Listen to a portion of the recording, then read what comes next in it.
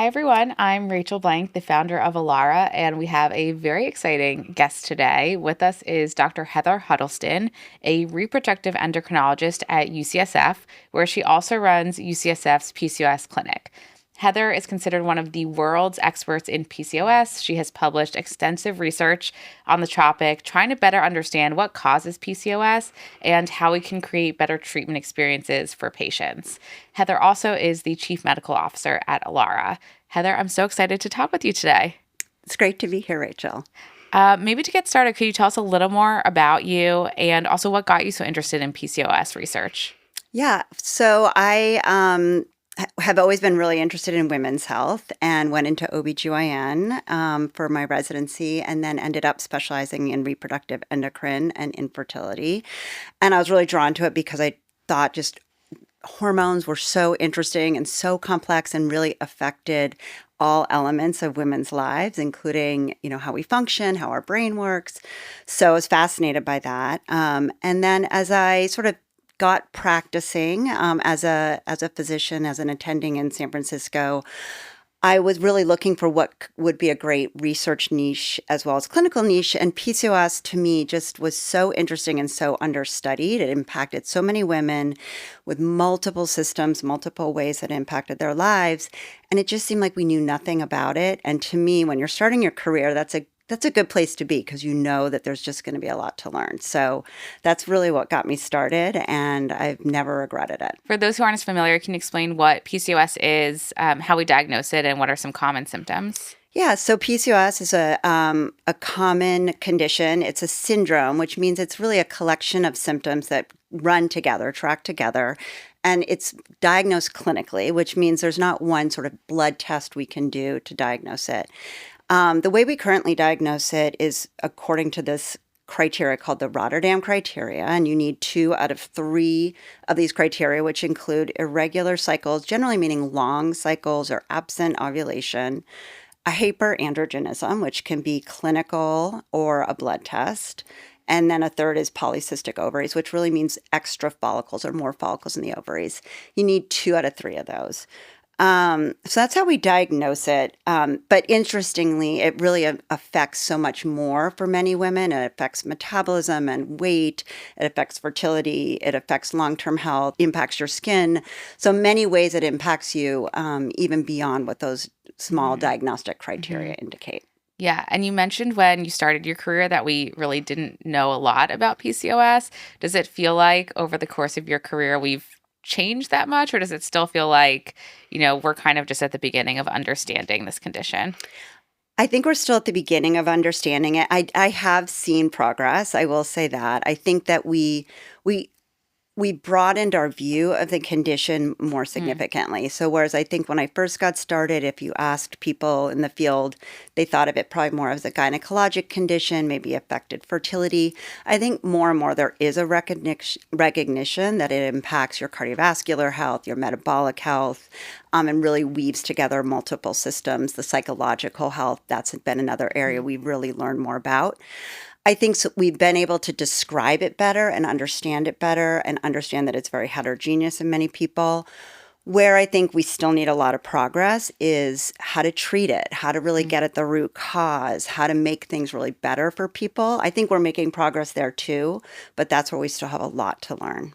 And why do you think PCOS is so, under misunderstood maybe and underdiagnosed?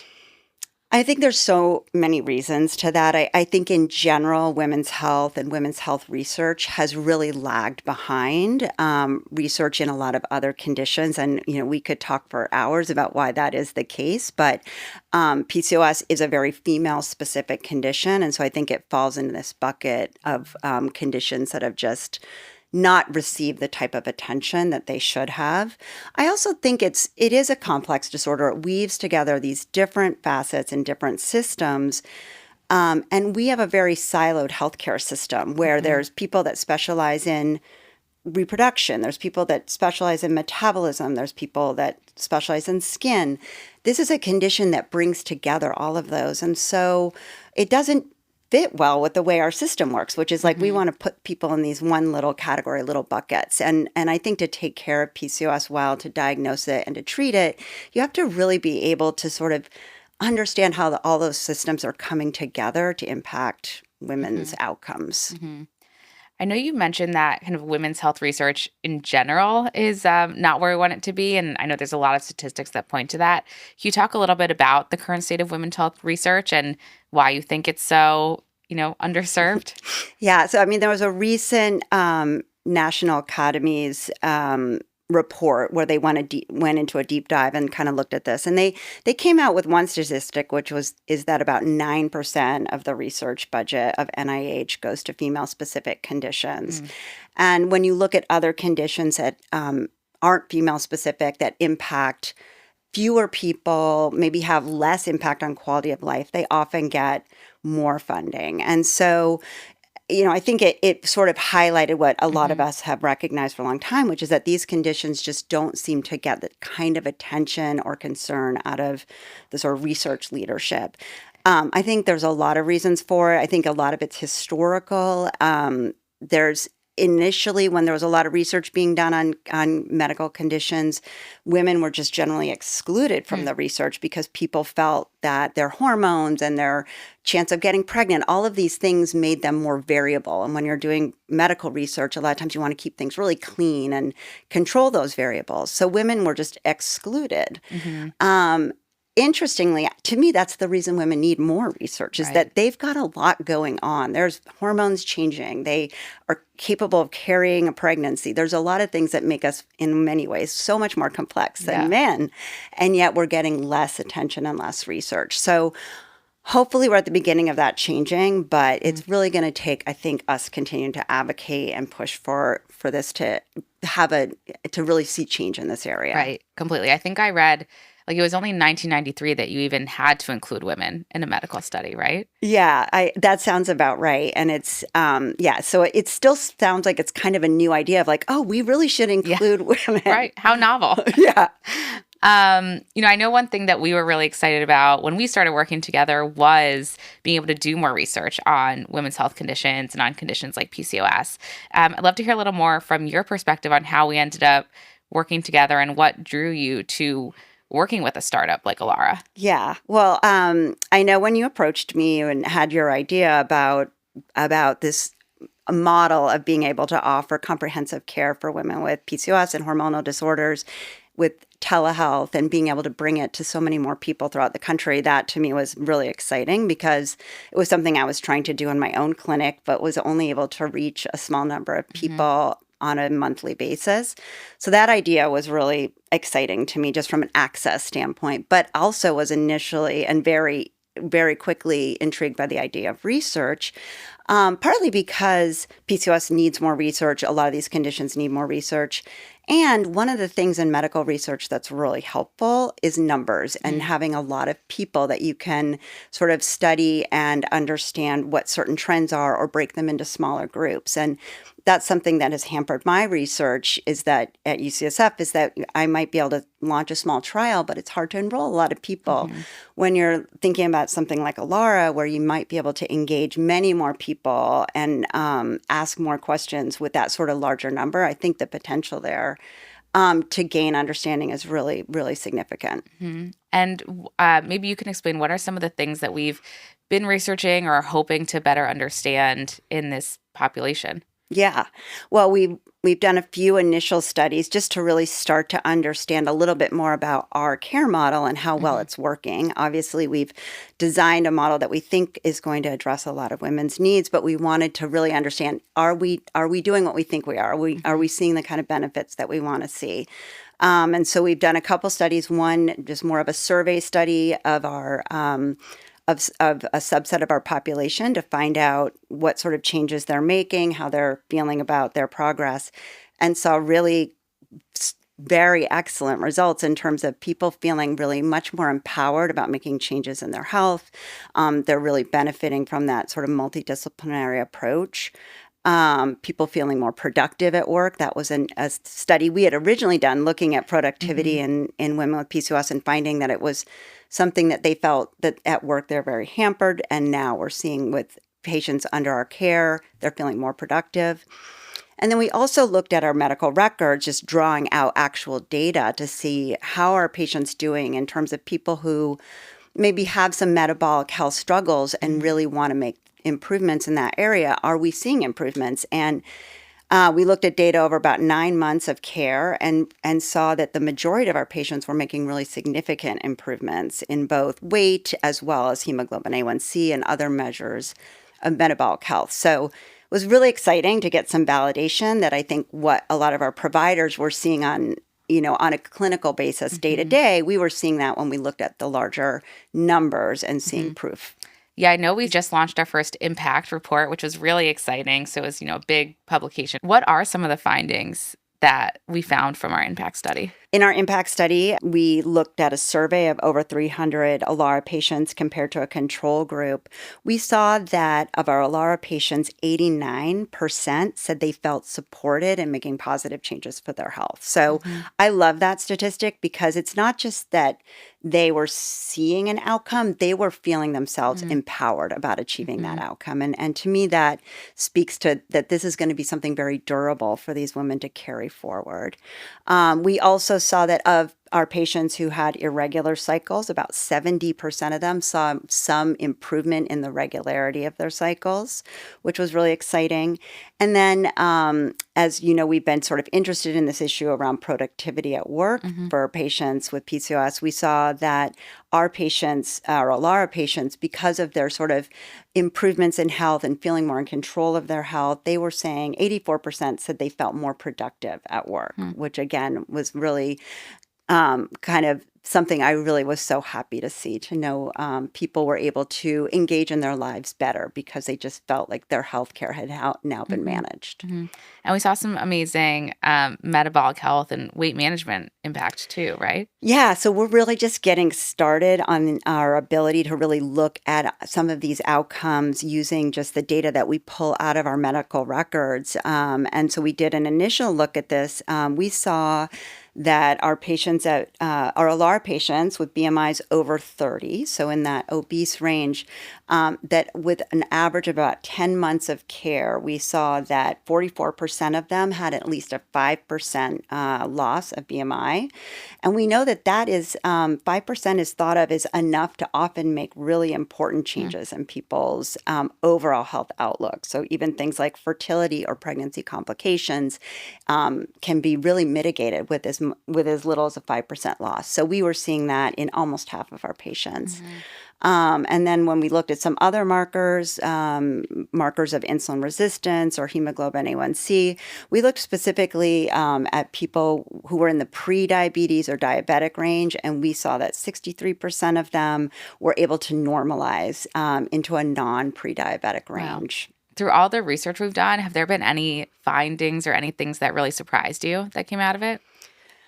Well, out of some of the research that we did initially, before we looked at our Allara population, when we just looked at a national survey of 1,000 women with PCOS, I was really surprised to see how much women with PCOS struggled at work and with productivity and with feeling held back because of their condition. I think we were really the first to look at that specifically in PCOS.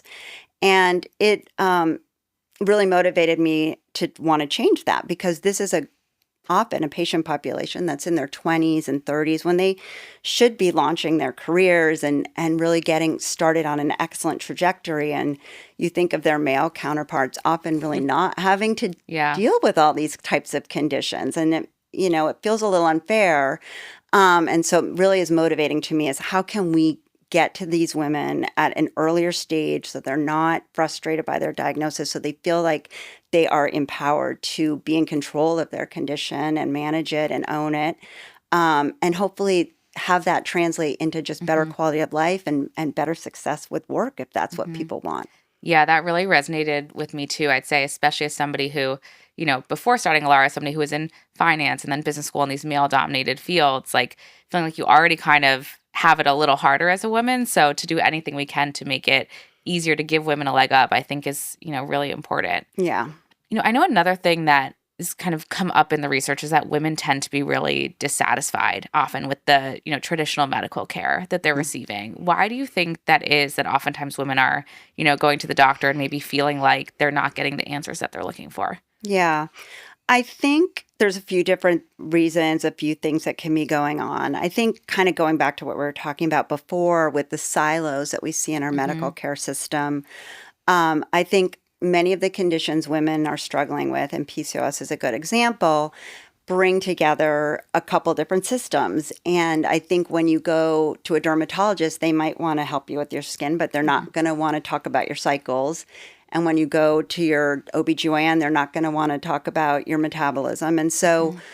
um, it means you have to go to multiple different doctors. And so that in and of itself is hard. And then even if you manage to find those multiple doctors, which in and of itself is difficult, Mhm. I think it can be frustrating to feel that they're not talking to each other, that Right. they don't know what the other doctors are doing. You feel Mhm. as an individual that you're trying to negotiate and get your team together, but they're not working together on your behalf.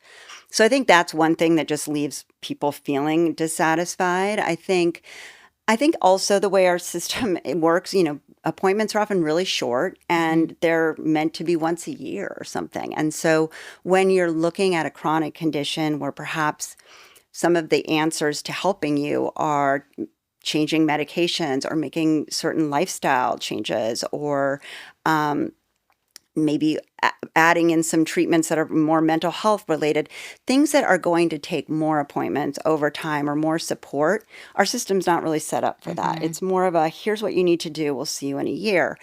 And I think women find that not enough. Mhm. And so I think a system that could meet people where they're at and really support them as they're making those changes is really key. And it just is Mhm. really missing from our traditional model. Yeah, I mean, I obviously saw that firsthand, as I've spoken about many times as a PCOS patient. I felt like it was just so fragmented and just left so much on the patient. What do you, I guess on the flip side, what do you really kind of consider best in class care when it comes to managing a hormonal condition like PCOS? And how did you think about using that and using kind of cutting edge medical research to inform our care protocols at Allara? Yeah. Well, I think, when we started our PCOS clinic at UCSF 20 years ago, kind of the concept was we need to get these providers all in the Hmm. same room and get more people that understand this condition all together. And so that's really, I think, what we've tried to adopt or have happen at Allara, where we have, multiple providers that can be on a team, as in particular the nutritionist as well as the medical provider. We have endocrinology. So being able to have that communication and team approach, I think is really critical. And then I think having that training around Hmm. what is the true best in class standard of care that and evidence base that we have to understand PCOS. What does the evidence tell us is the best way to treat certain things, and making sure that we really understand that and know that, and then can apply that to our Hmm. patient population. So I think that's also really critical. And then I think bringing in that sort of partnership and ability to support people over time, I think is one thing that Alara can do that our PCOS clinic at UCSF unfortunately can't do. I think most traditional care models can't do very well, is have that kind of ongoing touch points and Hmm. monitoring that maybe people don't need their whole lives, but Right. maybe for the first 6 months or year when you're really trying to understand your condition and get on top of it, I think can be really critical to setting people up to manage it over time. Yeah, completely. As a clinician, what is some advice you have for a woman who maybe is about to go into a doctor's visit and is a little nervous or just left and felt like she didn't really get what she wanted out of it? What's some advice you could have for patients? I mean, I think my advice would be sort of follow your gut. And if you Mm. don't feel like you've received what you need, if you feel like your specific concerns haven't been heard, keep searching to find what you need, because it is out there.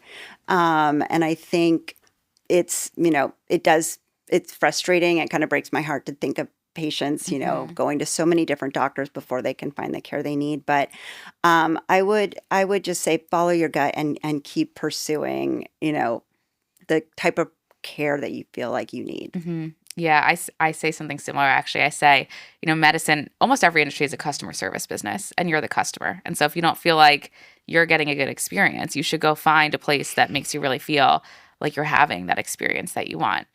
Um, Maybe more from a health perspective, what advice do you have for patients, managing PCOS? Maybe they just got diagnosed and they're feeling overwhelmed. What's some maybe high level advice you could share with Yeah. women?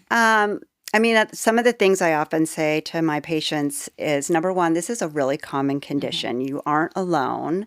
It impacts, we think, 10 to 12% of women. Wow. So, in some ways, this is almost really a variation of physiology. Hmm. And it doesn't mean it doesn't come with issues to be managed and things that can be really hard and frustrating, but you're not broken. There's nothing really wrong with you. This is just something that we need to understand better and help you with. Hmm. I tell people it's very heterogeneous, meaning that there's a lot of ways this can present. So and one PCOS patient is only one PCOS patient. And Right. so you really have to think of yourself as an individual. And if you go online and read about PCOS, not all of the things you read are necessarily going to apply to you. And so I want my patients to always understand my job is to understand your specific concerns, the Hmm. things that are challenging you right now, that we think are problems for you right now, and diving into those and not necessarily what another person with PCOS might have. So know that you're also an individual and that your provider should treat you like an Hmm. individual. And then I also want people to know really there are multiple things that can be impacted by PCOS. We know your fertility, your skin, your long-term health, your mood, your cycles. But all of these things also can really be managed. And yes, we have ways to go to get the best treatments that we Hmm. want. We're still not there, but many of the things that are frustrating for are facing women with Hmm. PCOS can be managed with the right provider team who really understands how to Hmm. help you. Hmm. I know you're a fertility specialist, and I feel like I'm at the age where all my friends talk about is, something related to fertility, whether it's egg freezing or getting pregnant or being pregnant. What's some advice you have for women as they kind of start to think about their fertility journey, both for patients, who have a condition like PCOS, but also just for women in general? Yeah. Well, the first thing for patients with PCOS that I do want to tell them and also just younger people with PCOS is that this is not a reason you won't be able to get pregnant. I do sometimes have patients who come to me who feel that they've been told Hmm. and they think, oh, I may never have children because of my PCOS. Hmm. That really isn't the case. This is one of the most easily managed sort of conditions from a fertility perspective, and I want people to know that. In terms of just in general, I think, what I would tell patients is that unfortunately, there's no test for fertility other than, quite honestly, trying to get pregnant. And Hmm. then you find out if you're fertile or not, quite honestly. And that's hard, because obviously you don't want to start to try to get pregnant until you're ready. So we can't necessarily, you know, put you in a scanner and tell, are you fertile or not? But what we can do is we can tell you, here's some things to sort of get you ready and optimize for fertility. So things like just good taking care of yourself in really important ways, Hmm. like maintaining a healthy body weight, getting exercise, getting sleep, just really making sure you're taking good care of yourself ahead of time is important. I think there are some basic tests that we can do ahead of time to just make sure you're going to be healthy for pregnancy, perhaps to make sure if you have a male partner, to make sure your partner has sperm. So there's some basic stuff that we can do ahead of time to set you up for success. Um, and then I think the third thing to know is just age is an important consideration. It's probably the most important fertility consideration. Hmm. Um, and, in your 30s, most patients are going to be relatively fertile in the early part of their 30s. But as we get closer to 40, it really does get much harder. And so if you are in an age group, let's say in your mid 30s, and it looks like it's going to be a while before you're going to be able to have a family, talk to your OBGYN or a fertility provider about that because there are increasingly really amazing ways that we can help people with fertility Yeah. preservation. And so just knowing that is an option is important.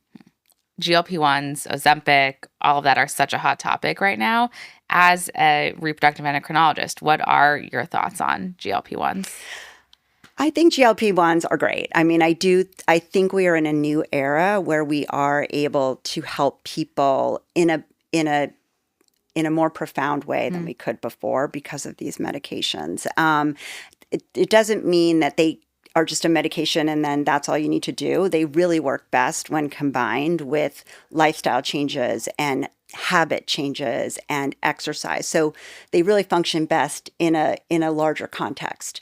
But they are 100% making it easier for so many people to manage their Mhm. weight challenges, their obesity, their insulin resistance, and PCOS or people with insulin resistance are struggle have over time really struggled to even with making all the changes that they know they should, they will often struggle and not feel like they're making headway, and Mhm. these medications just make it easier for people to make that kind of headway and put themselves into a healthier category. Yeah. I mean, I know we've even seen in our own research, it really just is tremendous.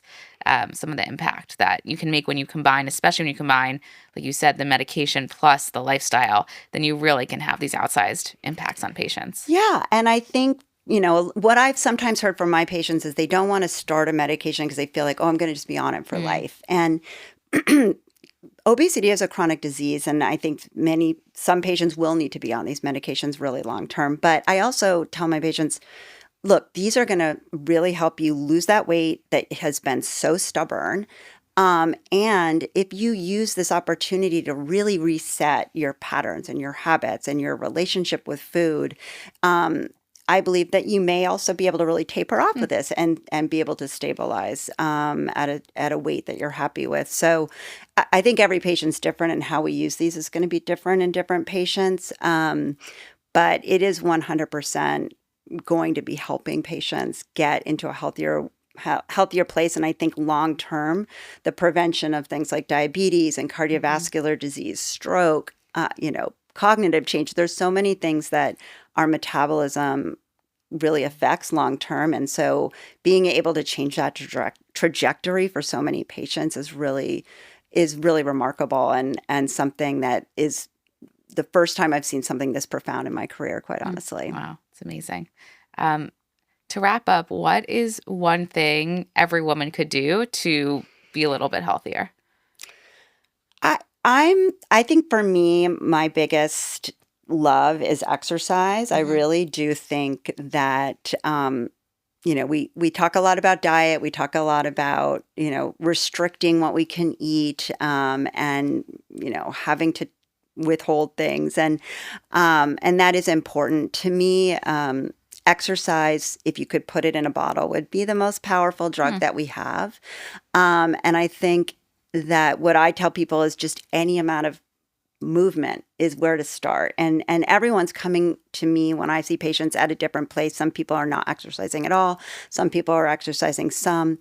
And starting where you're at and trying to just introduce walking or activity or movement is something that I think can make a lot of difference. And for many people, if you haven't exercised before, often is not something that's enjoyable. And but I do tell my patients, please try to stick with it, because I do think over time you may come to enjoy it, and it really is the thing that I think from a longevity standpoint and being healthy over time has the biggest Mm. impact.